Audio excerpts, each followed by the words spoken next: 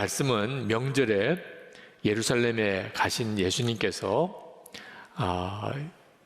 베드자다, 개역 성경에는 베세다라고 되어 있죠. 베드자다 연못에 가셨던 일입니다. 이 베드자다 연못은 전설이 있었는데 아주 깊은 연못인데 한번 물이 이렇게 확 동하는 때가 있다는 거예요. 그것을 천사가 와서 물을 휘젓는다고 생각을 했고, 그때 누구든지 그 연못에 제일 먼저 들어가는 사람은 어떤 병이 있든지 고침을 받는다, 이런 전설이 있었습니다. 그러니 온갖 질병을 가진 사람이 이 베드자다 연못 주변에 몰려 살았던 곳입니다. 명절이지만 전혀 명절답지 않는 형편인 곳이 바로 이 베드자다 연못가였을 겁니다. 예수님께서 예루살렘의 명절을 맞아서 베드자다 연못에 가신 이유가 있겠지요. 거기가 가장 힘들고 어려운 사람이 많았겠기 때문이죠. 갔더니 그 중에서도 눈에 뜨이는 사람이 있었는데 38년 된 병자, 딱 보기에도 가장 심한 병으로 고생하는 사람이 보인 겁니다. 예수님께서 그에게 물으셨어요. 낫고자 하느냐? 그때 그가 대답합니다. 7절에 주님, 물이 움직일 때 나를 들어서 못에다가 넣어주는 사람이 없습니다. 내가 가는 동안에 남들이 나보다 먼저 못에 들어갑니다. 예수님께서 그 마음의 안타까움을 보시고 일어나서 내 자리를 걷어 가지고 걸어가라, 그렇게 말씀하셨어요. 고침을 받았습니다. 즉시 그가 온전해져서 자기 누워있던 자리를 들고 간 거죠. 오늘 우리에게 주시는 첫 번째 메시지예요. 어떤 사람도 지금 어떤 문제로, 병이든 재정적인 어려움이든 관계의 깨어짐이든 가장 비참하다고 느끼는, 절망적이라고 느끼는 사람, 예수님 앞에서는 더 이상 낙심하지 마시라는 겁니다. 38년 된 병자를 말씀 하나로 고치신 주님이 여러분에게도 동일하게 하십니다. 예수님께 찾아갈 필요도 없어요. 예수님이 찾아오셨잖아요. 예수님이 38년 된 병자를 찾아가셨습니다. 나에게도 그렇게 하실까요? 물론입니다. 여러분 안에 내 문제를 주님이 해결해 주시면 좋겠다, 그런 마음의 소원이 있다면 이미 여러분은 하나님이 부른 사람이에요. 예수님께서 요한복음 6장 65절에서 내 아버지께서 오게 하여 주지 아니하시면 누구든지 내게 올 수 없다 말씀하셨어요. 그러니까 여러분이 주님께 왔다면, 예배를 드리든 영상으로 예배를 드리든 또는 주님을 향한 마음에 간절한 소원이 있어서 기도 부탁을 하든, 이미 여러분 안에 하나님이 부르셨기 때문에 여러분이 주님께 나오게 된 겁니다. 여러분이 주님을 찾는 게 아니고 사실 주님이 여러분을 먼저 찾으신 거죠. 여러분 안에 정말 주님이 내 문제를 해결해 주시면 좋겠다, 이런 소원이 있다면 그 소원 자체가 하나님의 역사입니다. 빌립보서 2장 13절에 보면 너희 안에서 행하시는 이는 하나님이시니 자기의 기쁘신 뜻을 위하여 너희에게 소원을 두고 행하게 하시나니. 여러분이 소원을 가진 게 아니고 하나님이 여러분에게 소원을 일으키신 거예요. 여러분 안에 계신 하나님이 당신의 기쁘신 뜻을 이루시려고 우리 안에 소원을 갖게 하신 거죠. 그러니까 만약에 여러분이 내가 정말 예수님 통해서 38년 된 병자처럼 치유도 되고 삶의 변화가 일어나면 좋겠다, 이미 여러분 안에 주님이 역사하고 계신 거예요. 그러니까 오늘 낭망하지 마시기 바랍니다. 이미 주님이 역사하고 계시잖아요. 주님이 나를 알고 계시고 38년 된 병자에게 찾아오신 것처럼 내게도 찾아오셨구나, 이 사실을 정말 여러분이 분명히 믿으시면 여러분의 삶 속에 이 병자에게 일어났던 치유와 변화의 삶이 일어나게 됩니다. 그런데 오늘 본문에서 우리는 38년 된 병자보다 더 더 심하게 병든 사람을 보게 됩니다. 누구냐면 유대 사람들이에요. 이 38년 된 병자가 고침을 받고 그리고 자리를 들고 가는 것을 보았다면 기뻐하고, 그죠? 그것 때문에 하나님께 영광을 돌리고 놀라워하고 축하하고, 그래야 당연한 일이죠. 38년이나 병들어 있는 사람을 뻔히 아는데 그 사람이 기적적으로 나음을 받고 자기 누워있던 자리를 들고 갈 정도라면 이게 얼마나 놀라운 일이에요. 그런데 그 모습을 보고 화를 냈다. 이건 비정상이잖아요. 그냥 일반적인 상식적으로만 생각해도 이건 말이 안 되잖아요. 근데 이 유대 사람들이 그랬다는 거예요. 이유는 안식일을 범했다는 겁니다. 그날이 안식일인데 안식일에 일을 했다는 거예요. 자기가 누워있던 자리를 들고 갔다는 거예요. 이 사람들은 영적으로 병이 들었어요. 몸은 병들지 않았지만 마음과 영적으로 병이 들어서, 그래서 정상적인 판단이 안 되는 겁니다. 38년 된 병자가 나와서 자기가 누워있던 자리를 들고 가는 것을 보고 화가 났다면 이건 정말 비정상적인 거죠.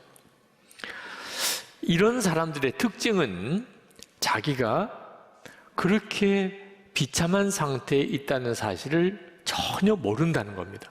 마음이 병든 사람, 영적으로 병든 사람은 자기가 병들었다는 걸 몰라요. 몸이 병든 사람은 금방 압니다. 자기도 알아요. 내가 암입니다. 내가 당뇨병입니다. 내가 심장이 약합니다. 자기가 알아요. 근데 마음이 병든 사람 또는 영이 병든 사람은 자기가 더 잘난 줄로 알아요. 자기가 옳다고 생각해요. 그러니 심각한 거죠. 그리고 또 하나가 화를 잘 낸다는 겁니다. 뭐가 문제가 있거나 또는 잘못된 사람을 보면 엄청나게 화를 내요. 이 화를 내는 것은 어쩌면 자연스러운 반응이기도 합니다. 잘못된 걸 보았으면 화가 날 수 있죠. 그러나 꼭 알아야 돼요. 화를 내는 것 가지고 하나님의 의가 이루어지지 않는다는 겁니다. 야고보 사도가 말했어요. 야고보서 1장 20절에 사람이 성내는 것이 하나님의 의를 이루지 못함이니라. 가정의 문제나 교회 문제나 다 똑같아요. 어떤 문제가 잘못되었을 때 내가 그것을 화를 내면 그러면 반드시 마귀가 역사해요. 화를 내어도 이 분을 품지 말라. 마귀가 역사한다는 거예요. 이걸 모르니까 문제를 해결하겠다고 또 하나님의 뜻대로 살아보자고 화내고 싸우는 일이 벌어지는 거죠. 38년 된 병자는 자기가 비참한 신세인 것을 알았어요. 그러니까 예수님께 고쳐달라는 탄원도 한 거죠. 이런 사람은 구원받아요. 하나님께서 그를 긍휼히 여기시고 그를 구원해 주십니다. 그래서 예수님께서 하나님이 이 사람을 고치시려고 하는구나 하는 걸 아시고 그 38년 된 병자를 고치신 거예요. 17절에 이렇게 말합니다. 내 아버지께서 이제까지 일하고 계시니 나도 일한다. 항상 하나님이 하시는 것을 보시고 예수님도 하셨다는 거예요. 그런데 18절에 보면 그 되어지는 일을 보고 유대 사람들은 불같이 화를 내고 예수님을 죽이려고까지 합니다. 완전히 비정상이죠. 영적으로 병이 들은 거예요. 그러니까 사실 38년 된 병자보다 이 유대 사람들이 더 영적으로 병이 들었으니 화를 내어 문제가 해결됩니까? 하나님의 의가 이루어질 수 있습니까? 예레미야 17장에 보면 이스라엘 백성들이 바벨론의 포로로 잡혀간 이유가 그들이 안식일을 지키지 않았기 때문이다 라고 말씀하고 있어요. 그러니까 안식일을 지키는 것은 대단히 중요합니다. 예수님께서도 분명히 율법을 잘 지켜야 한다 하고 말씀하셨어요. 이 38년 된 병자를 다시 만났을 때, 그때 예수님께서 그 병자에게 신신당부하신 말씀이 14절입니다. 보아라, 내가 말끔히 나았다. 다시는 죄를 짓지 말아라. 그리하여 더 나쁜 일이 너에게 생기지 않도록 하여라. 그러니까 이 사람이 죄를 지어서 그 병이, 몹쓸 병이 들어서 고생을 한 거라는 거죠. 그러니까 이제부터는 죄 짓지 마. 만약에 죄를 지으면 더 나쁜 일이 일어날 거라는 거예요. 그러니까 예수님께서 분명히 우리가 죄 짓지 말고 하나님의 말씀대로 살아야 된다는 것을 말씀하셨어요. 죄가 죄인 것을 깨닫게 해주는 것이 율법이니까 율법은 중요한 거죠. 근데 중요한 것은 율법의 핵심이 뭐냐 하는 겁니다. 예수님께서 율법의 핵심에 대해서 마가복음 12장에서 이렇게 말씀합니다. 가장 큰 계명이 뭐냐? 첫 번째는 하나님을 마음을 다하고 목숨을 다하고 뜻을 다하고 힘을 다하여 사랑하는 것이고, 둘째는 이웃을 자기 몸과 같이 사랑하는 것이라. 그렇게 말씀하셨어요. 그러니까 율법의 핵심은 사랑이라는 겁니다. 하나님이 안식일을 지키라고 하는 것도 우리를 사랑해서 하신 말씀이라는 거예요.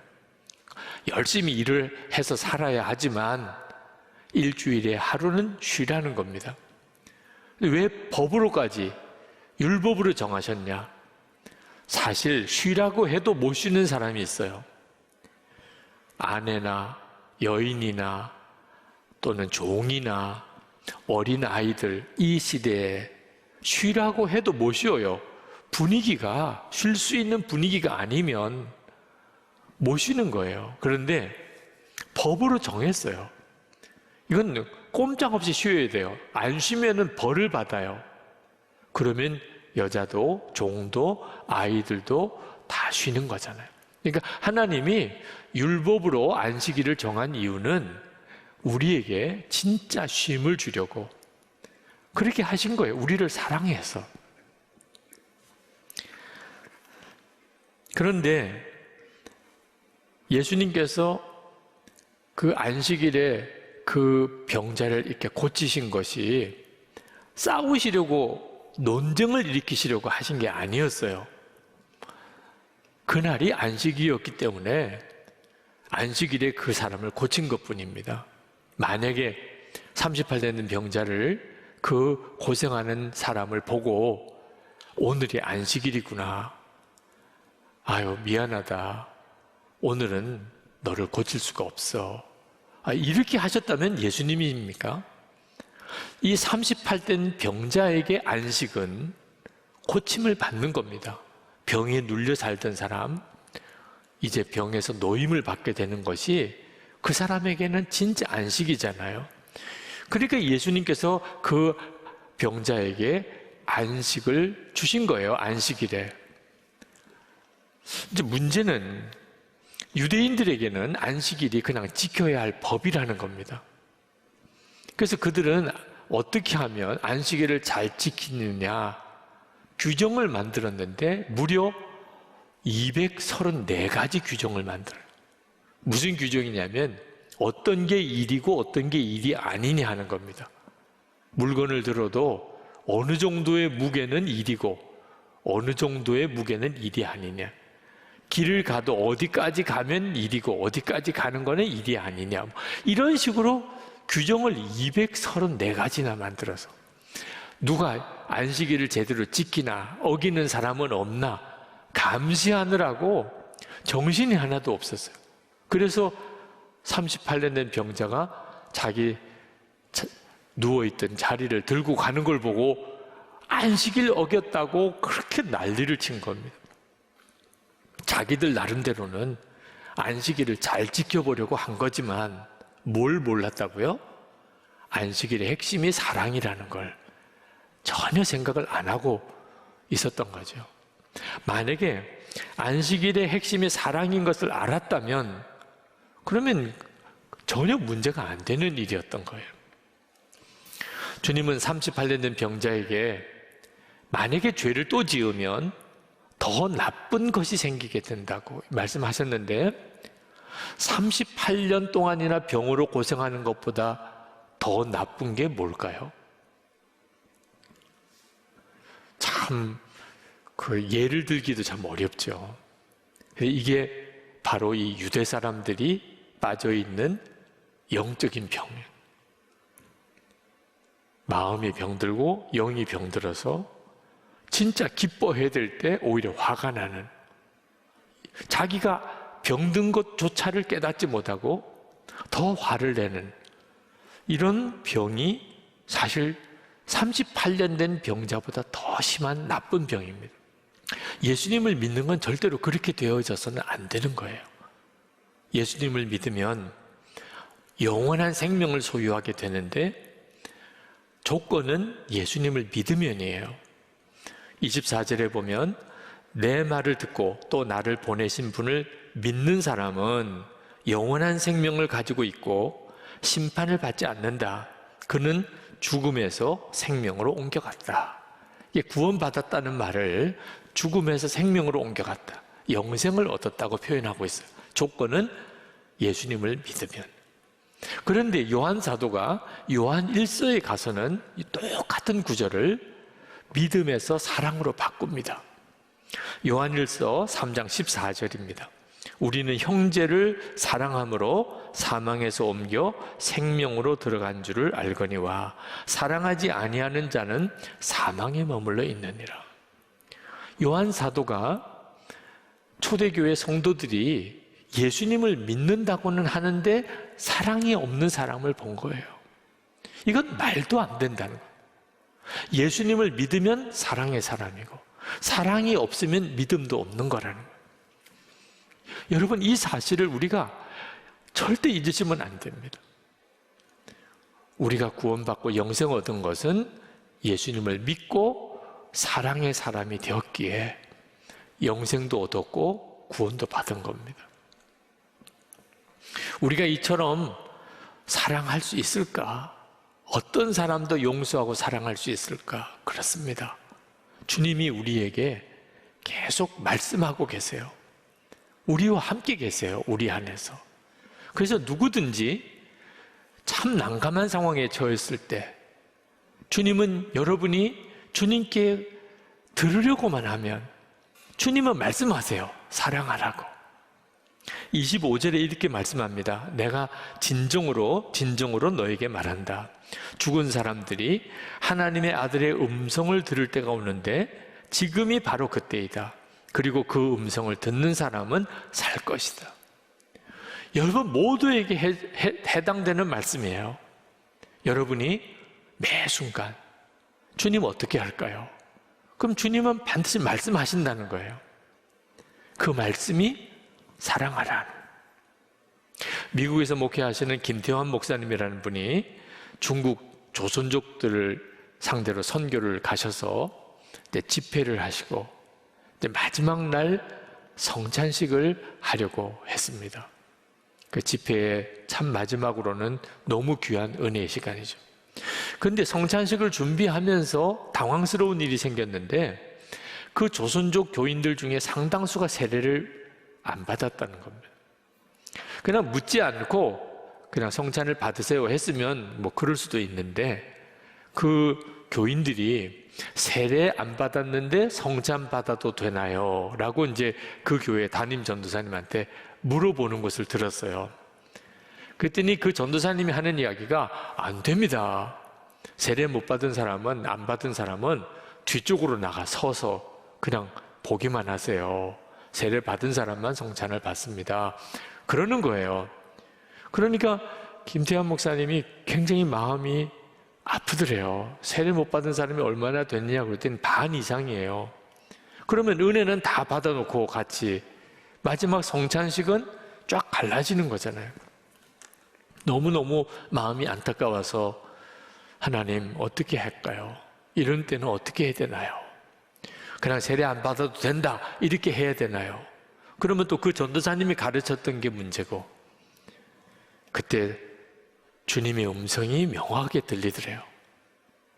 성찬식 하기 전에 세례부터 주면 되잖아. 얼마나 기쁜지요. 그래서 여러분 중에 혹시 성찬을 받고 싶은데 세례 안 받아서 성찬을 못 받으신 분이 있다면 세례식을 먼저 행하겠습니다. 세례 받기 원하는 분들은 손을 드세요. 세례 안 받은 사람이 다 손을 드는 거예요. 그러면 한 분씩 나와서 간증을 하시라고. 내가 어떻게 구원받았는지 간증하시라. 그래서 나와서 간증을 하고 그리고 세례를 다 주었습니다. 그리고 성찬을 하는데 다 울음받아요. 사랑이 제일이고 또 어떻게 하는 게 사랑인가 구하면 하나님이 항상 지혜를 주세요. 저는 제 성품 자체가 화가 많이 나는 성품입니다. 그렇게 보이죠? 옳고 그른 거 따지는 거 잘하고 뭐 이렇게 잘못하는 게 금방 눈에 들어와요. 저렇게 하면 안 되는데 저 사람이 잘못했는데 그게 너무 빨리 판단이 오는 거예요. 저는 제가 똑똑하고 또 아주 정의롭기 때문에 그런 거라 이런 생각을 했었어요.